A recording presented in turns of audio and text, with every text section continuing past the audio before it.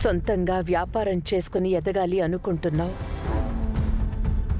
నువ్వు ఎదగడం మాకు ఆనందమేరా.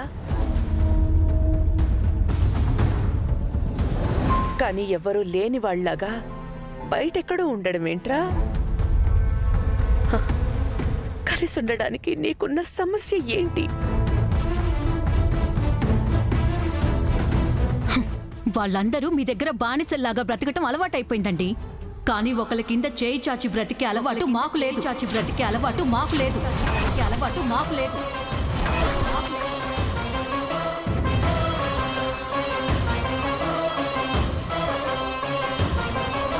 ఒకళ్ళ కింద బతికే అలవాటు లేదని, అంత పౌరుషం ఉన్నదానివి ఒకళ్ళ మీద పడి బ్రతకాలని ఎందుకు అనుకుంటున్నావు? ఎవరో ఆస్తి కోసం ఎందుకు ఆశపడుతున్నావు?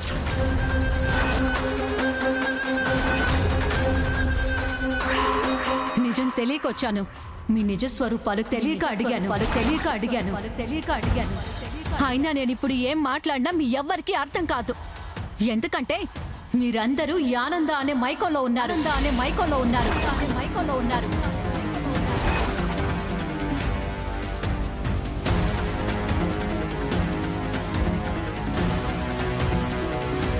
మాది ఉమ్మడి కుటుంబం, అందరం కలిసే ఉంటామని గొప్పలు చెప్పుకుంటున్నారేమో.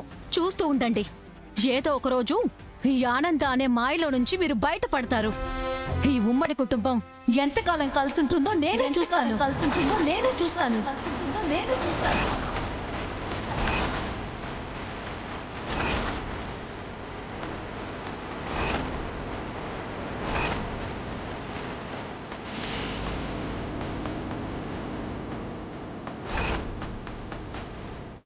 పద రోహిత్.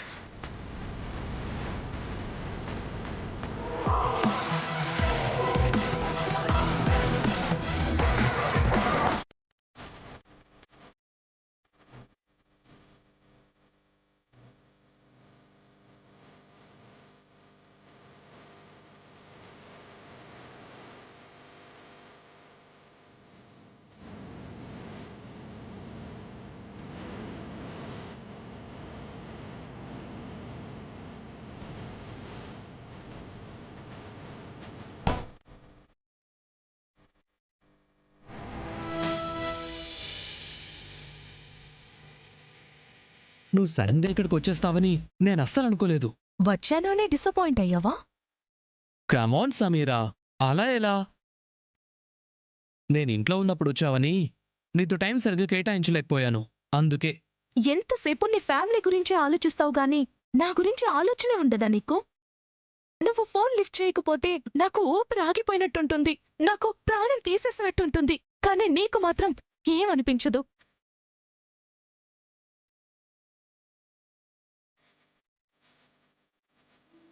అది కాదురా, అన్నయ్య లవ్ మ్యారేజ్ చేసుకున్నాడని ఇంట్లో వాళ్ళందరికీ కోపం ఉంది. అమ్మ జరిగిందంతా మర్చిపోయి హన్సిక ఓణీల ఫంక్షన్కి వాళ్ళని రమ్మని ఇన్వైట్ చేసింది. వాళ్ళు వచ్చారు. అన్నయ్య వదిన హ్యాపీగా ఉన్నారు కదా, ఇక ఫ్యామిలీలో కూడా కలిసిపోతారు, ఇక మన లైన్ కూడా క్లియర్ అయిపోతుంది అనుకున్న టైంలో వదిన ఆస్తిలో వాటా అంటూ గొడవ స్టార్ట్ చేసింది. దాంతో అప్పటి వరకు నా హోప్స్ అన్నీ సింగిల్ షాట్లో ఎగిరిపోయాయి. అంటే ఏం చెప్తున్నావు నువ్వు?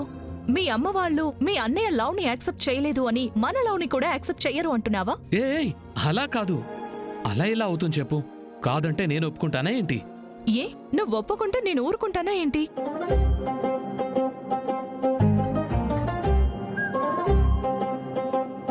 సరే, ఇప్పుడు అవన్నీ ఎందుకు? నువ్వు ఫ్రెష్ అప్ అయ్యిరా, డిన్నర్ చేద్దాం. ఆన్సర్ చెప్పు. డిన్నర్ చేద్దాం అంటున్నాను కదా. పద పద.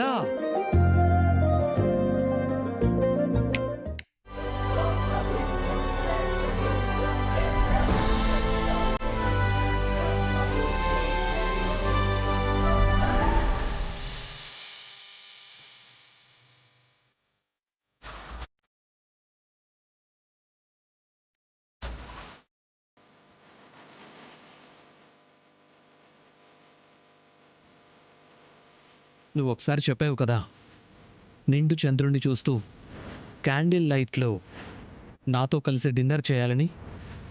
అదిగో చంద్రుడు.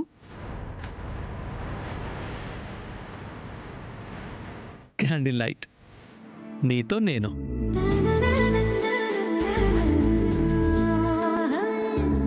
ఇక్కడికి వచ్చేటప్పుడు నేను చాలా కోపంతో వచ్చాను, కానీ థ్యాంక్ యూ సో మచ్.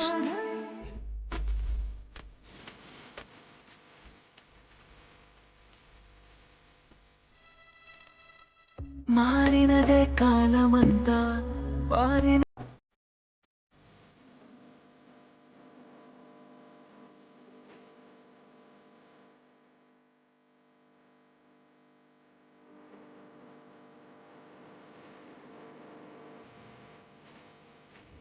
ఇంతకీ రిటర్న్ ఎప్పుడవుతున్నావు?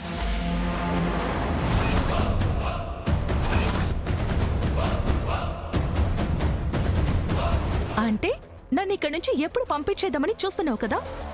లేదు, నా ఉద్దేశం అది కాదు సమీరా. చూడు, నేనంటూ ఇక్కడి నుంచి వెళ్ళేది నిన్ను పెళ్లి చేసుకున్న తర్వాతే.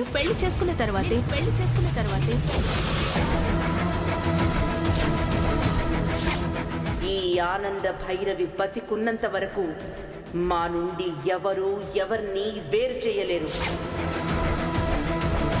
అవసరం వచ్చింది, కష్టం వచ్చింది అని గుమ్మం వైపు చూడాల్సిన అవసరం కూడా లేదు. పొడి ఇక్కడి నుంచి. అంటే అప్పటి వరకు నువ్వు ఇక్కడే ఉంటావా? అప్పటి వరకు అంటే ఎప్పటి వరకు అని?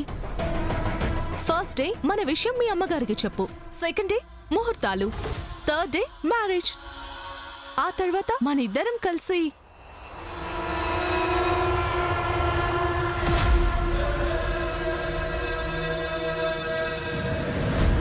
హలో, ఏంటి అలా చూస్తున్నావు? 3 days 2 nights అని హాలిడే ప్యాకేజ్ చెప్పినట్టు చెప్పేశావు. మ్యారేజ్కి 3 days? లేకపోతే 3 years వెయిట్ చేయమంటావా? ఇంకా నీకు దూరంగా ఉండడం నా వల్ల కాదు. అది కాదు సమీరా. ఇదిగో, నువ్వు నాకు ఏమీ చెప్పొద్దు. వెళ్ళి మన విషయం మీ అమ్మకి చెప్పు, ఆవిడని ఒప్పించు, కాదంటే బెదిరించు. మ్యాటర్ అయితే సెటిల్ అయిపోవాలి ఈ రోజే. Got it? Okay, let's celebrate.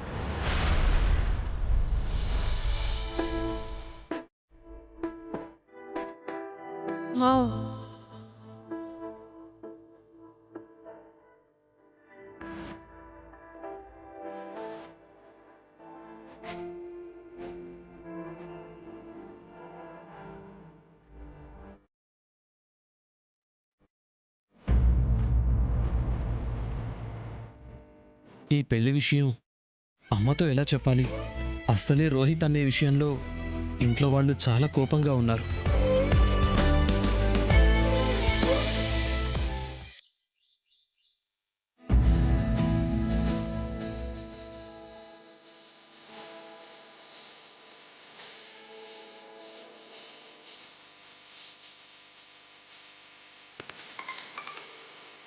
Hello, వచ్చావా? వస్తున్నా. ఎవరొచ్చింది? ఏం లేదులే, చిన్న నీడ్ ఉంటే ఆర్డర్ పెట్టాను.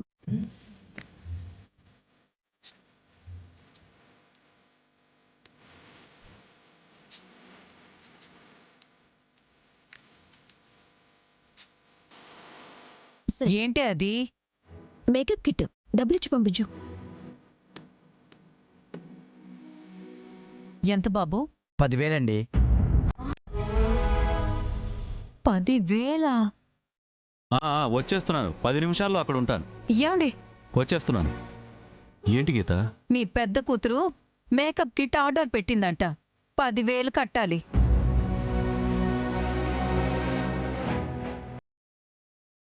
₹10,000 makeup కిట్టా?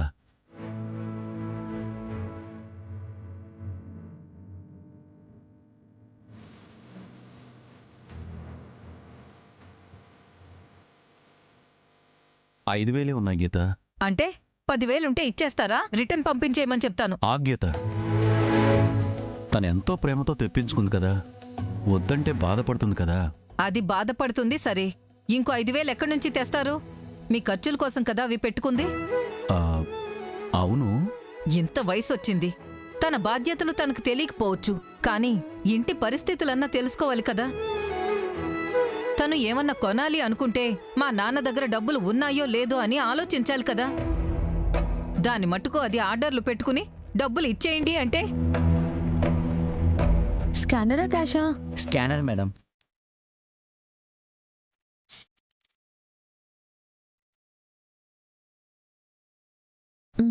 Okay madam, thank you madam. Saranya, డబ్బులు ఎందుకు కట్టావు? అక్కే కదా కొనుక్కుంది, నాన్నే కట్టాలా? నేను కట్టకూడదా ఏంటి? అది కాదమ్మా, అంత డబ్బు నీకెక్కడిది? నాన్న, శరణ్య ఇక్కడ మన సంస్కృతి సాంప్రదాయం యూట్యూబ్ ఛానల్ ఓనర్ ఇక్కడ. నేను అప్లోడ్ చేసిన వీడియోస్కి యూట్యూబ్ నుంచి మంచి మనీ వచ్చాయి, అందులో నుంచి కట్టేశా. ఆడపిల్లవి, నువ్వు డబ్బులు కట్టడం ఏంటమ్మా? నేను కూతుర్ని కాబట్టి అలా అంటున్నావు, అదే కొడుకైతే అలా అంటావనన్నా? అమ్మా, బాధ్యతలు కొడుకే కాదు కూతుళ్ళు కూడా తీసుకుంటారని నాన్నతో చెప్పు. ఈ డబ్బులు మీ దగ్గరే ఉంచండి నాన్న, ఇంటి ఖర్చులకు కూడా నా దగ్గర ఉన్న డబ్బులే వాడాలి, అర్థమైందా?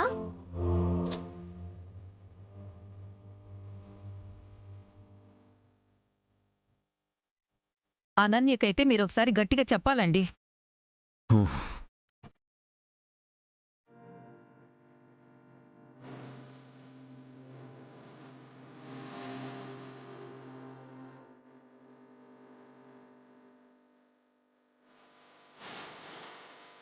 అక్క, మేకప్ సామాన్లు చాలానే కొన్నావే, చాలా వెరైటీస్ ఉన్నాయి.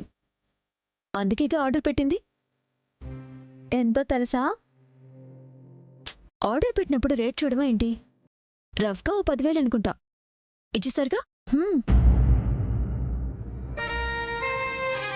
అవునక్క, ఎందుకు రోజుకి 1-2 సార్లైనా ఆ వీడియో చూస్తూ ఉంటావు? వాళ్ళ సాంప్రదాయం అంతా నచ్చిందా? సంప్రదాయమా సాంబారా? చూస్తుంది ఫంక్షన్ని కాదు, ఆ అంబియన్స్ని, అక్కడి మనుషులు, వాళ్ళు కట్టుకున్న శారీస్, మ్యాచింగ్ బ్లౌజ్లు. ఆ పిల్లని చూడు, గట్టిగా ఒక 10 ఏళ్ళుంటాయా? తనకి ఓణీల ఫంక్షన్ అంటేనే ఇంత ఖర్చు పెట్టి చేస్తున్నారంటే ఇంకా పెళ్ళంటే ఎంత గ్రాండ్గా చేస్తారో ఒకసారి ఆలోచించు. వాళ్ళకి డబ్బుంది కాబట్టి చేస్తున్నారు, మనకి లేదు కాబట్టి ఇలా ఏడవమంటావా? ఉన్న దాంట్లో ఆనందపడాలి అంటానక్క. కావాలంటే నువ్వు ఆనందపడు. గొర్రెతోక పట్టుకొని అదే పొడవైన బర్రెతోక అని చెప్పి నేను కాంప్రమైజ్ కాలేను.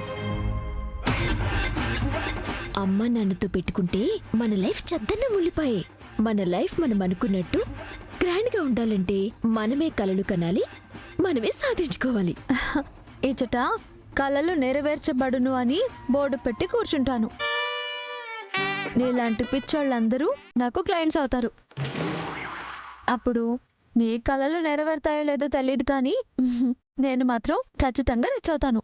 అంటే ఇప్పుడు నువ్వు నన్ను పిచ్చిదాంతో పోలుస్తున్నావా? నిన్ను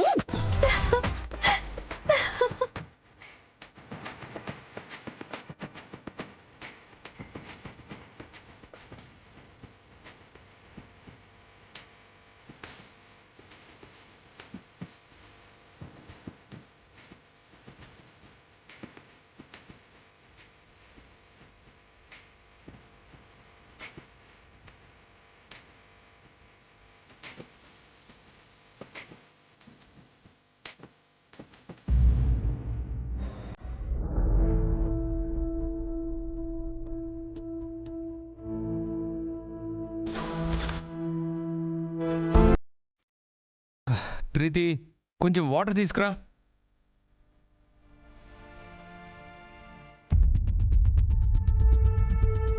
ఫ్రిడ్జ్లో ఉన్నాయి, తాగొచ్చు కదా, నాకు లేట్ అవుతుంది. ఎక్కడికి? షూట్కి. షూటా? షూట్కే. ఇప్పుడు ఇదంతా అవసరమా? అయినా ఈ డ్రెస్ ఏంటి? షూటింగ్కి ఇలా కాకపోతే ఇంకెలా వెళ్తారు? నిన్నటి వరకు ఒక హోప్ ఉండేది, నీ వాటలో ఆస్తి నీకొస్తే దాంతో బిజినెస్ చేసి లైఫ్లో సెటిల్ అవ్వొచ్చని. ఇప్పుడు ఆ హోప్ లేదు కదా. నువ్వనుకున్నది రాలేదు, వచ్చిన పనైనా చేసుకోకపోతే ఎలా? నువ్వక్కడ ఫంక్షన్లో గట్టిగా మాట్లాడుంటే బాగుండేది. మాట్లాడాను కదా. ఏం మాట్లాడావు? నీకు ఆస్తిలో సంబంధం లేదని వాళ్ళు చెప్తూ ఉంటే సైలెంట్ అయిపోయావు. ఆఖరికి నిన్ను నేను డబ్బు కోసం ప్రేమించి పెళ్లి చేసుకున్నానని చెప్పి మీ పిన్ని ఆ ఆనంద్ భైరవి మాట్లాడినా తిరిగి మాట్లాడలేదు నువ్వు.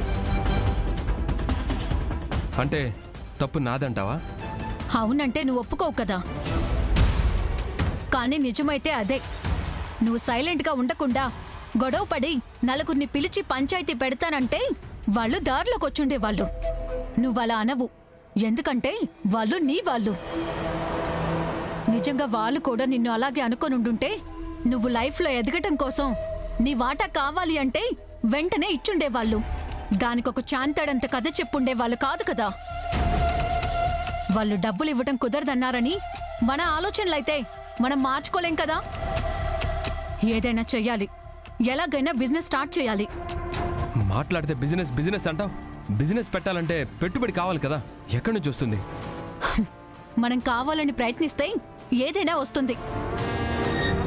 నేను డిసైడ్ అయ్యాను, మనం టెక్స్టైల్ బిజినెసే పెడుతున్నాం. మా పిన్నివాడు చేస్తున్న బిజినెస్ కూడా అదే కదా. అంటే మీ పిన్నిగారు బట్టల వ్యాపారం చేస్తే ఇక భూమి మీద ఎవరూ బట్టల వ్యాపారం చేయకూడదా? ఆ వ్యాపారాన్ని చూసే కదా ఆవిడ మురిసిపోతుంది. ఆ వ్యాపారంలోనే కదా ఆవిడ అంత డబ్బు సంపాదించింది. అదే బిజినెస్ పెడదాం. ఆవిడకి పోటీగానే బిజినెస్ పెడదాం. ఆవిడకంటే ఎక్కువ సంపాదించి చూపిద్దాం. దానికి అవసరమైన ఇన్వెస్ట్మెంట్ గురించి నేను ట్రై చేస్తాను, నువ్వు కూడా ట్రై చెయ్యి. ఆర్గ్యుమెంట్ చెయ్యకు. ఎక్కువ మాట్లాడినట్టున్నాను. ఏదో ఒకటి చేసి రోహిత్ని కూల్ చేయాలి. ఎక్కువగా ఆలోచించుకు రోహిత్, ఇదంతా మన కోసమే. అర్థం చేసుకో. నాకు టైం అవుతుంది, బాయ్.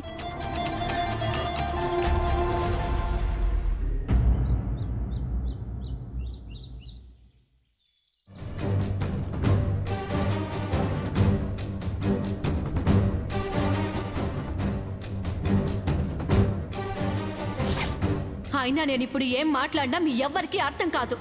ఎందుకంటే మీరందరూ ఈ ఆనంద అనే మైకంలో ఉన్నారు. ఈ ఉమ్మడి కుటుంబం ఎంతకాలం కలిసుంటుందో నేను చూస్తాను.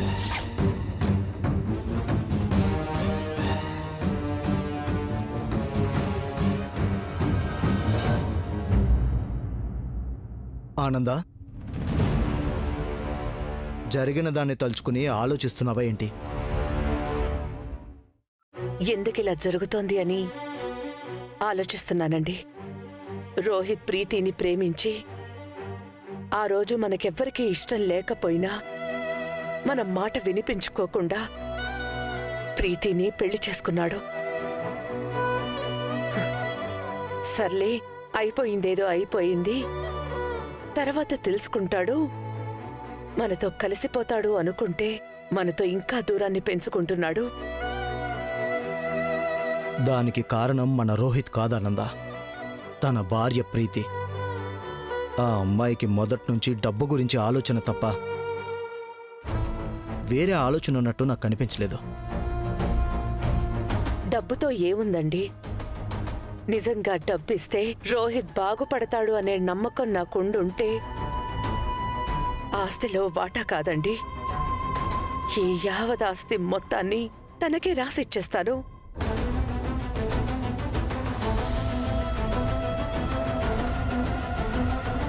దర్శన్ కోసం, ఈ కుటుంబం కోసం ఒక్క రూపాయి అంటే ఒక్క రూపాయి కూడా దాచిపెట్టుకోవాల్సిన అవసరం నాకు లేదు. నా కొడుకు సమర్థుడు. దర్శన్ సమర్థత మీద నాకు నమ్మకం ఉంది, నా శక్తి మీద నాకు నమ్మకం ఉంది. ఈ విషయంలో ఎవరికి ఎలాంటి అనుమానాలు లేవానందా. పాతాళంలో పడిపోయిన మన కుటుంబ పరిస్థితిని నీ రెక్కల కష్టం మీద ఆకాశమంత ఎత్తుకు తీసుకొచ్చి నిలబెట్టావు.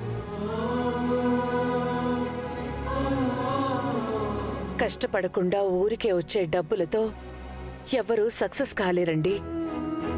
ఎందుకంటే వాళ్ళకి డబ్బు విలువ తెలిసిరాదు అని నువ్వు నేను అనుకుంటున్నాము. అది వాళ్ళకి అర్థం కావడం లేదు. వాళ్ళు ఏదో ఒక బిజినెస్ పెట్టేయాలి, అర్జెంటుగా సక్సెస్ అయిపోవాలి. అదే ప్రీతి ఆలోచన. మనకి ఇష్టం లేని పెళ్లి చేసుకున్నాడు అని అక్క బావగారు ఇప్పటికే బాధపడుతున్నారు. ఇప్పుడు మళ్ళీ వచ్చి ఆస్తిలో వాటా అంటూ గొడవపడి వాళ్ళని ఇంకా బాధ పెట్టాడు. ఈ పరిస్థితులు ఎప్పటికి చక్కబడతాయో అర్థం కావడం లేదండి. అందరికీ ధైర్యం చెప్పాల్సిన నువ్వే ఇలా డీలా పడిపోతే ఎలా ఆనందా? ఇక అన్నయ్య వదినల పరిస్థితి ఏంటి?